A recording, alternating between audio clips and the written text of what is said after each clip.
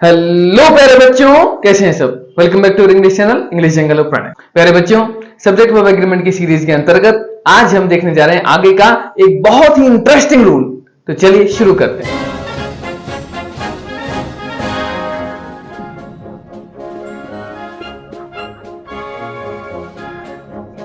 तो देखिए प्यारे बच्चों, आज का जो हमारा रूल है वो है with, along with, together, in addition to और एज वेल एज के बारे में। ये रूल कहता है कि जब भी हमारे दो सब्जेक्ट्स इन वर्ड्स से जुड़े होंगे तो हमें जो वर्ब यूज करनी होगी वो होगी singular verb.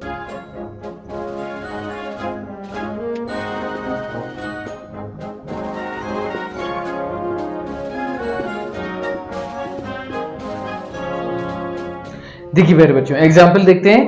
The prime minister with all his MPs, MP means member of parliament, blank present in the meeting.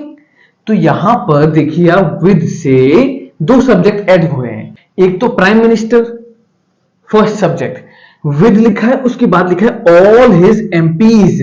तो ऑल हिज एमपीज भी हमारा क्या हो जाएगा, सब्जेक्ट हो जाएगा। सेकेंड सब्जेक्ट, तो पहला सब्जेक्ट और दूसरा सब्जेक्ट। लेकिन पहले बच्चों याद रखिएगा कि दो दो सब्जेक्ट होने के बाद भी हमें हमेशा यहां विद होने की वजह से कैसी वर्ब यूज करनी है, सिंगुलर वर्ब। क्लियर है ना सेंटेंस। तो हो जाएगा the prime minister with all his MPs was present in the meeting.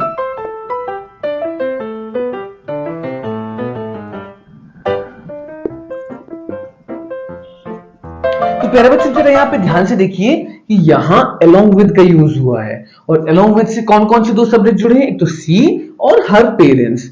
ये दो सब्जेक्ट इससे ऐड हुए हैं। अब इन दोनों सब्जेक्ट के ऐड होने के बावजूद यहां पर along with का यूज हुआ है, इसलिए सिंगुलर वर्ब का यूज होगा। आइए तुम ही बताओ, ज्वाइन सिंगुलर है कि ज्वाइंस सिंगुलर है। मेरे बच्चों, ज्वाइन प्लूरल है और ज्वाइंस सिंगुलर है। That means our answer will joins the pair. See along with the parents joins the pair। Clear है ना सेंटेंस। अगला हमारा जो वर्ड आता है वो है as well as। तो as well as का रूल कहता है कि हमेशा जो वर्ब आएगी वो पहले सब्जेक्ट के अकॉर्डिंग आई। पहले बच्चों बहुत इंटरेस्टिंग रूल है, ध्यान रखिएगा। इसमें ना तो सिंगुलर वर्ब ना ही प्लूरल वर्ब, प्रीफिक्स नहीं रहती है कि हमें फिक्स ही करना हो, हम कह सकें कि हमेशा सिंगुलर वर्ब ही आती है। मेरे बच्चों याद रखना पड़ेगा कि जो हमारा फर्स्ट सब्जेक्ट होगा उसी के अकॉर्डिंग वर्ब आएगी। Whether it may be singular, then we will use singular verb, or it will be plural, so we will use plural verb। तो एग्जाम्पल देखते हैं। She as well as his sisters blank guilty। अरे बच्चों आपको इसमें गलती नहीं दिखाई दे रही है, his नहीं, यहाँ पे क्या यूज होगा, her।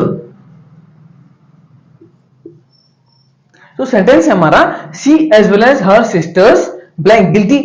अब अगर आप ये सोच रहे हैं कि यहाँ पे her sisters बहुत सारी हैं, उसके अकॉर्डिंग हम यहां पर प्लूरल वर्ब यूज कर दें, तो आप गलत सोच रहे हैं। क्योंकि पहले बच्चों देखिए, एज वेल एज हमारा यहां पे लिखा हुआ है और उससे एक तो ये सब्जेक्ट जुड़ा हुआ है और दूसरा ये हर सिस्टर वाला सब्जेक्ट जुड़ा हुआ है। तो पहले बच्चों हमने अभी हाल आपको बताया है कि एज वेल एज जब भी आता है वो फर्स्ट सब्जेक्ट के अकॉर्डिंग ही वर्ब को लेकर आता है।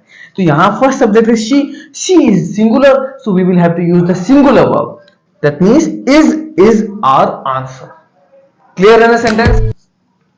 मेरे बच्चों अगला सेंटेंस देखिए, I as well as you blank worthy for. मेरे बच्चों ध्यान से देखिए, यहां पर एज वेल एज का यूज हुआ है और एज वेल एज कहता है कि अगर हमसे दो सब्जेक्ट, कौन कौन से दो सब्जेक्ट, आई और दूसरा सब्जेक्ट जुड़ा हुआ है यू।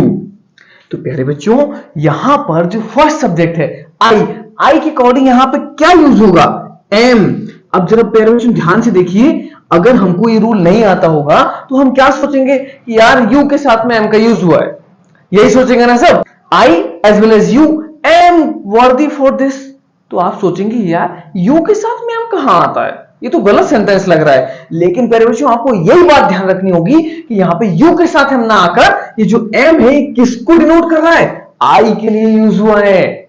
इसको याद रखिएगा। कई बच्चे इसे ऐसे भी याद रख लेते हैं कि अदर सब्जेक्ट, आई के अलावा कोई और दूसरा सब्जेक्ट होगा उसके साथ में एम का यूज हुआ है, याद रखिएगा। तो प्यारे बच्चों मिलते हैं अगली वीडियो में सब्जेक्ट वर्ब एग्रीमेंट के एक और नए और इंटरेस्टिंग रूल के साथ। तब तक बने रहिए इंग्लिश जंगल ऑफ प्रणय के साथ। Thank you. लाइक करें, शेयर करें, सब्सक्राइब